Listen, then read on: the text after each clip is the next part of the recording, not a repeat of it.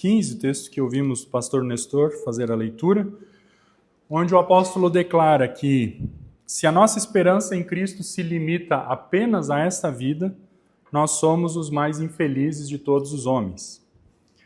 De fato, Cristo ressuscitou dos mortos, sendo ele as primícias dos que dormem, porque assim como em Adão todos morrem, em Cristo todos serão vivificados, e o último inimigo a ser destruído é a morte. Oramos. Senhor Jesus Cristo, fala Tu mesmo através da Tua palavra. Dá-nos ouvidos para ouvir e corações para crer. Amém. Imagine um dia comum, um dia quente, um dia tranquilo, um dia aparentemente seguro. Você caminha por um gramado alto, o vento move suavemente a grama, o sol, como hoje de manhã, ilumina ao redor. Nada parece fora do lugar, tudo é familiar, tudo é previsível, como tantos outros dias da sua vida. No entanto, escondido entre os caules, há um movimento quase imperceptível, um leve tremor, um deslizar silencioso, que passa despercebido. Uma serpente bem camuflada que se aproxima sem pressa, paciente, como se tivesse todo o tempo do mundo. E enquanto você acredita que tudo está bem, ela já está perto. Então acontece o golpe, rápido, preciso, quase invisível. E naquele instante, uma simples caminhada se transforma em uma luta entre a vida e a morte. No começo, quase nada muda. Apenas 2 pequenos pontos na pele. Uma leve dor, algo fácil de ignorar. Talvez você continue andando sem perceber o que aconteceu. Você não imagina o que já está dentro de você. O veneno já entrou. E ele começa a agir de forma silenciosa. Primeiro lentamente, depois de uma forma mais intensa.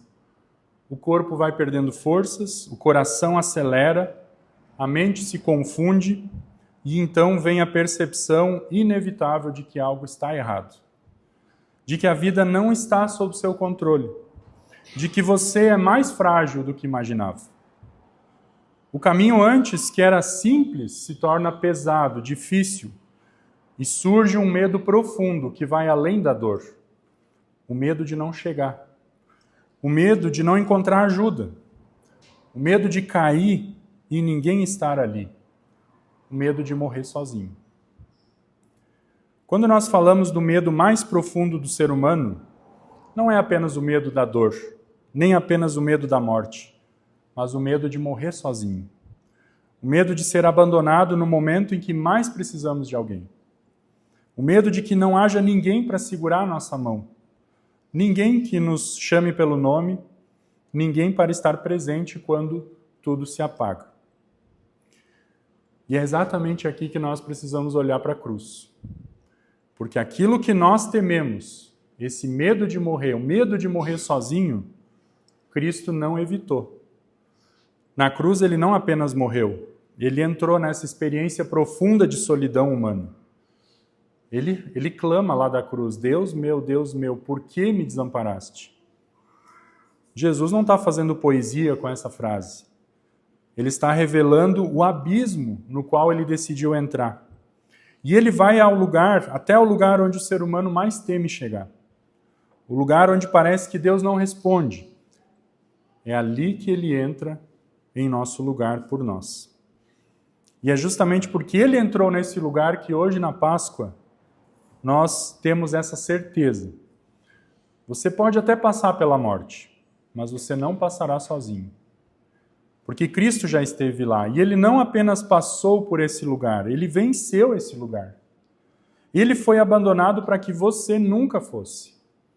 Cristo entrou na solidão da morte para que você nunca precise enfrentar a morte sozinho. E talvez conheçamos esse sentimento de estar sozinho, mesmo sem uma picada de cobra. Sentimos isso quando chega um diagnóstico.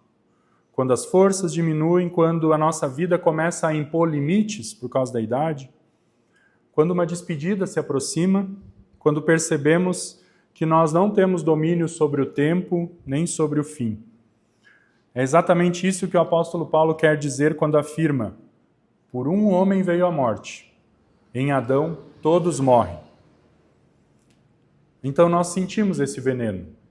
Não de repente, mas lentamente. O veneno já está em nós há muito tempo. A morte não é apenas algo natural, ela é um inimigo. Nós não carregamos a mortalidade apenas lá no final da vida, nós carregamos ela já agora, desde o nascimento. Percebemos isso pelo fato de as nossas forças serem limitadas, pelo fato de nós termos de nos despedir, de a doença mudar a nossa vida, de relacionamentos se quebrarem. E a certa altura, surge diante de nós esse reconhecimento honesto. Nós não podemos salvar a nós mesmos. Podemos moldar muita coisa na vida, nós podemos nos desenvolver, podemos tratar algumas coisas, podemos melhorar, ganhar tempo, mas não podemos vencer a morte. Essa é a verdade da nossa vida. Em Adão, todos morrem. Essa é a verdade da nossa condição. E é exatamente aqui que o Evangelho começa. Porque Deus não nos deixou entregues a esse veneno. Deus não permaneceu distante, Ele preparou um antídoto. Assim como o antídoto contra o veneno de uma serpente. O antídoto surge a partir do próprio veneno. Vocês já devem ter ouvido falar como o antídoto é produzido. É um processo, a peçonha da serpente é extraída, seu veneno é extraído cuidadosamente, não com pressa, mas com grande cuidado e muita experiência. E então acontece algo que a princípio parece contraditório aqui. Esse veneno, ele não é destruído, é trabalhado com ele. De forma muito diluída, ele é injetado em animais, geralmente cavalos, e o corpo do animal começa a reagir com esse veneno. Ele lida com o veneno. Lentamente ele vai formando anticorpos. E isso não acontece rápido. Isso é um caminho, é um processo paciente. É uma luta da vida contra o veneno. E só depois de um tempo é que se encontra no sangue aquilo que mais tarde salvará pessoas, o antídoto. Então, daquilo que pode matar, surge aquilo que cura. Essa imagem nos ajuda a compreender como Deus age. Deus não resolveu o problema da morte à distância, nem com um ato rápido ou superficial. Não. Ele entrou no processo. Ele entrou na história. Ele entrou na própria morte. Cristo percorre o caminho até Jerusalém, enfrenta a rejeição, atravessa a angústia do Getsêmani e finalmente se entrega na cruz. Ele vai exatamente ao lugar onde nós estaríamos. Não porque ele precisava, mas porque nós precisamos. A morte o alcança. E pela primeira vez a morte encontra alguém a quem ela não tem direito. Alguém sem pecado, como diz a Escritura. E ainda assim, Cristo se entrega à morte. A morte atinge Cristo, mas nele o veneno não encontra domínio. Ali em Cristo, o poder da morte se esgota. A morte usa tudo que tem e perde. Deus realizou a nossa salvação de uma forma surpreendente, não destruindo a morte de fora, mas entrando nela. Não com um ato instantâneo de poder, mas através de um caminho, o caminho da paixão de Cristo, que enfrenta a cruz e desce até o lugar onde nós um dia estaríamos. E Cristo não foi à morte de novo porque precisava, mas porque nós estamos lá. E Ele não nos quis deixar sozinhos. A morte o alcança, mas pela primeira vez a morte encontra alguém que não lhe pertence. Alguém sem pecado, como diz Hebreus 4. Alguém em quem não há culpa. 1 Pedro também fala alguém sobre quem ela não tem direito. E ainda assim Cristo se entrega. Na cruz, a morte faz o que sempre fez. Ela ataca, ela fere. Mas dessa vez algo muda profundamente, porque ao atingir Cristo, o veneno não encontrou corrupção, não encontrou espaço, não encontrou domínio. O que acontece então é que o veneno se esgota nele. A morte usa tudo que tem e perde. Como diz Atos 2, porém Deus o ressuscitou, livrando-o da agonia da morte, porque não era possível que fosse retido por ela. Eu fui um pouco em busca desse versículo aqui, tem algumas palavras interessantes. A palavra, que não fosse possível que fosse retido por ela, pela morte. Reter significa segurar firmemente, né? Reter é dominar, manter sob controle. A morte não pôde reter. A morte não pôde tomar o controle sobre Cristo. Não é apenas segurar, é exercer domínio sobre. O texto, então, não está dizendo aqui apenas que a morte não conseguiu manter Jesus morto, mas que a morte não tinha nem poder legítimo para dominar Jesus. A morte entrou em Cristo, mas não encontrou base para agir. Por quê? Porque nele não havia pecado. Não havia culpa, não havia direito legal da morte. Porque a morte só tem poder onde tem pecado. Ela só pode reter aquilo que pertence a ela. Mas quando ela alcança Cristo, ela tenta exercer domínio, tenta segurar, mas não encontra fundamento.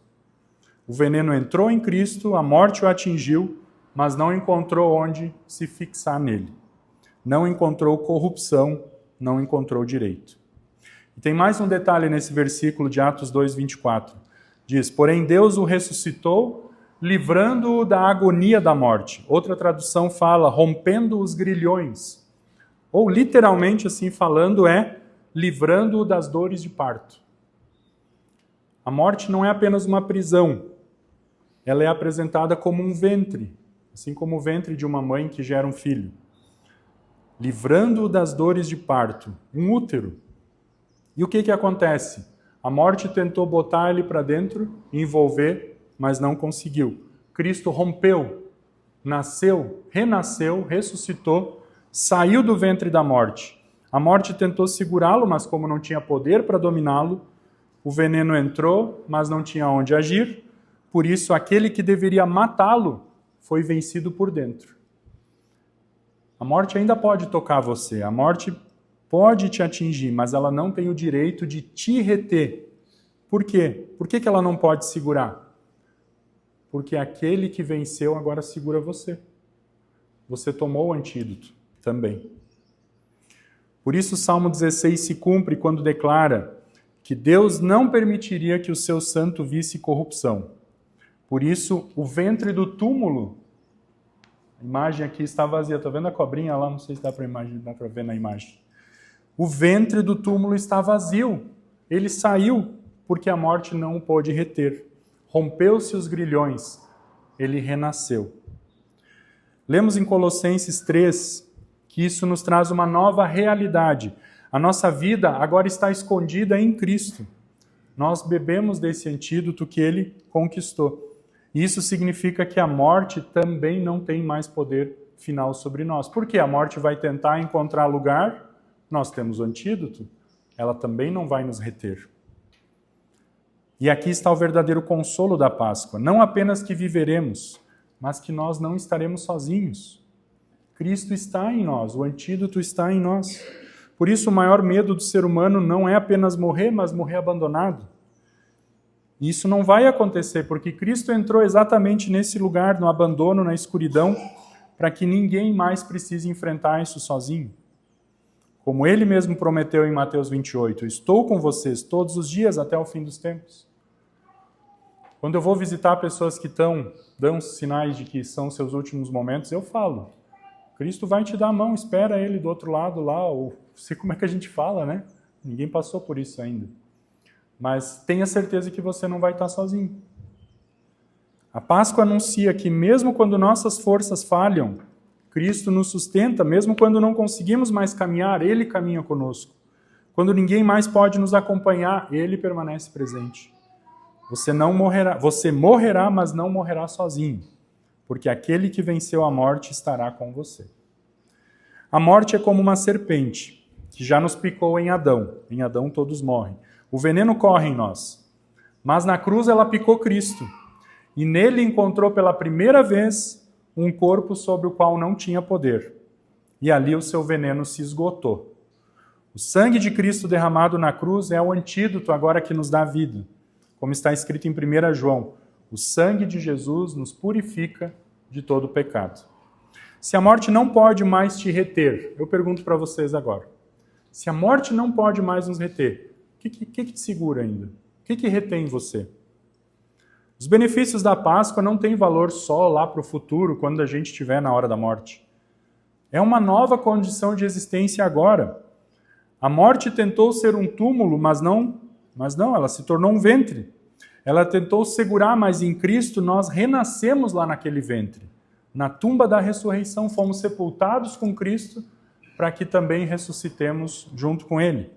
Isso significa que a nossa vida não está mais exposta ao domínio da morte como antes. Nós passamos por ela em Cristo, nós atravessamos esse limite nele. Nós bebemos desse antídoto, o corpo e o sangue de Cristo. Cristo não apenas saiu da morte, Ele inaugurou uma nova vida e agora com Ele nós estamos nessa nova realidade. Por isso Paulo diz, fomos sepultados com Ele na morte, para que andemos em novidade de vida. Isso não é só uma promessa futura, isso é para agora. Se a morte não pode mais te reter, então você também não deve viver mais retido pelo medo, retido pela culpa, pelo pecado, retido por uma vida fechada em si mesmo. Não, você não está preso, a morte de Cristo te libertou.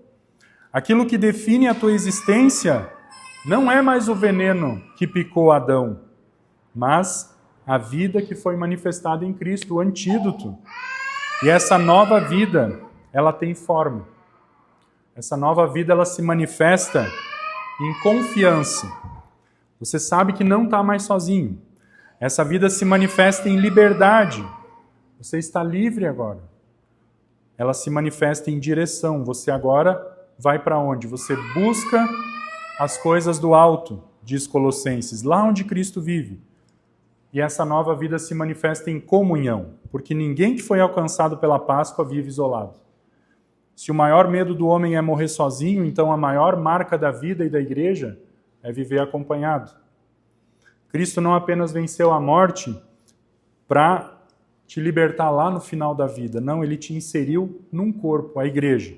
Te colocou numa comunidade, te deu irmãos e irmãs. E a igreja existe porque a morte foi vencida. A comunhão existe porque ninguém mais precisa viver sozinho. Viver essa nova vida não é só uma experiência interior, é uma realidade visível, é caminhar junto, é carregar os fardos uns dos outros, é permanecer, é amar concretamente. Se a morte não pode mais te segurar, você não pode mais viver como preso. Siga na comunhão, venha beber o antídoto, o cálice que sustenta a tua vida. Amém. Vamos cantar o hino, porque ele vive. No momento das ofertas, podem trazer no altar.